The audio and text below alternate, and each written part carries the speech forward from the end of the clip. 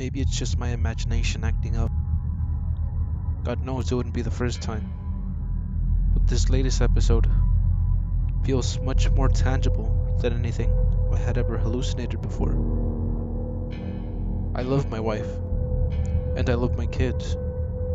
There were times when they were the only thing that kept me from taking my own life. And I'll doubt my sanity much sooner than do anything to impair their well-being. But I can't take this anymore. I've been talking to my therapist, but she's dismissive. I don't blame her. I'm the boy who cried wolf too many times to keep count of. But to be quite frank, my brain's never come up with anything quite like this before. Strands. That's what I've come to call the things I'm seeing. Strands. The first time I've noticed one straight from my wife's neck was when we got back home from a camping trip. One we had taken to keep me out of depression. It was merely a small lump at the lower part of her neck at first, which she promised to have checked out. And according to her, she did. But at this point, I'm not ruling out the option of her lying to me. The thing kept growing for about a week, after which a thin, leathery filament pierced out of the bulge and started swaying in the air. Perhaps I would have been taken more seriously if I didn't have another one of my panic attacks upon seeing the thing wiggling out from beneath her skin. My wife never noticed anything other than the lump, nor have any of my children. The strands, as I see them, are not entirely visible. The word that first springs to my mind is ethereal, and I can't ever focus on them for too long before getting sick in my stomach for some reason.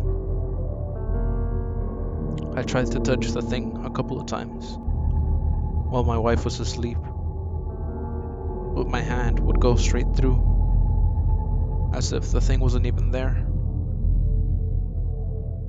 We went about our lives for a while, and seeing as how no one but me ever noticed the grotesque antenna sticking out of my wife's neck, after a while I wrote it off as yet another one of my hallucinations. My family was as supportive as ever, and I got used to seeing the thing after a while. A month would pass before anything else happened, and then, one day, when I returned from work, I saw that my daughter had the exact same lump as my wife had. The incubation, for lack of a better term, was exactly the same as it was with my wife, except much, much faster. Within 2 days after noticing the bulge, I could already see the threads waving gently behind my daughter as she ran through the house. There was no difference whatsoever in her behavior, but my psyche took a hit all the same.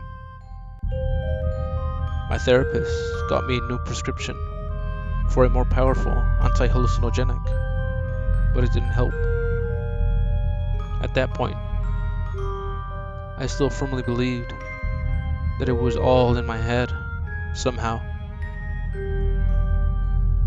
Then I woke up in the middle of the night to the sound of soft sobbing. It was coming from the kids' room, and I turned to shake my wife awake, only to notice that she wasn't in the bed. I could feel cold sweat running down my forehead as I skulked towards the open door, fearing the worst, even though I didn't have a clue what the worst might be. There were noises coming from the kids' room, sloshing and squishing, cracking and snapping, with two voices silently chanting something unintelligible, those of my wife and daughter.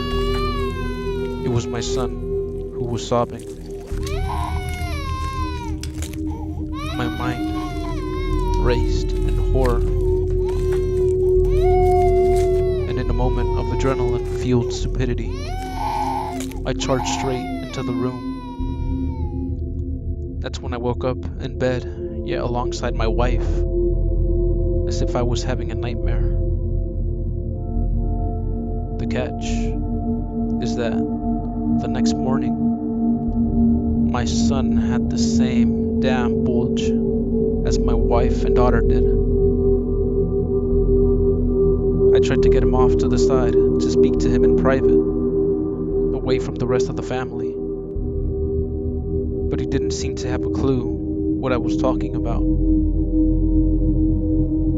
His own strand appeared not an hour later, and I watched in horror as it poked its way out of his neck, uncurling like an ingrown hair. It goes without saying that I had been chomping antipsychotics like Tic Tacs at that point, and I started avoiding my family altogether. It was worse than anything I had ever experienced in the military, I swear to God, and there was nothing I could do, with nobody for me to turn to. Then yesterday came, and something new happened. I walked into the living room to see my wife and both of my children sitting on the couch, staring a blank stare, almost as if they were shell-shocked. Creeped out, I walked in front of them to try to get a reaction of any kind, but it was as if they had been sleeping. It took me longer than I cared to admit to realize that the strands were no longer swaying loosely in the air. Instead, they led to something that was hovering above the couch. It was like a distortion, like seeing warm air shimmering in the distance on a hot day. Except, I could see something within the anomaly. Spines, maybe. Very dark in color, with a shimmering I couldn't quite place. But it was odd. Like the thing was somewhere above and somewhere underneath at the same time. And no matter how hard I tried, I couldn't make sense of what I was seeing. Then several of the warped spines tugged gently but firmly at my wife's strand. She stared me down. Can you see me? I can see you, yeah. Do you know where I am? Sam, you're sitting in front of me. No, they changed me. It goes without saying that I was thoroughly creeped out at that moment. But I wanted answers. Honey, I need you to tell me what happened to you and the kids. I'll tell you when we go to bed. And with that, the strands turned invisible. The shimmering disappeared, and the kids ran off to play. My wife got up from the couch and hugged me, telling me that everything's going to be alright. She gave me a kiss on the cheek and left for work. During the afternoon, I tried reasoning with the kids and to have them tell me if they knew what was going on, if anything, but nothing came of it. And here I am now, waiting for my wife to come to bed and to hear what she has to say to me. Maybe I'm just being paranoid, which is nothing new to me. Maybe I'm seeing things, but maybe I'm not. Maybe my family actually is tethered to the floating thing. Maybe I need to cut them off? Kill it? Them? Maybe.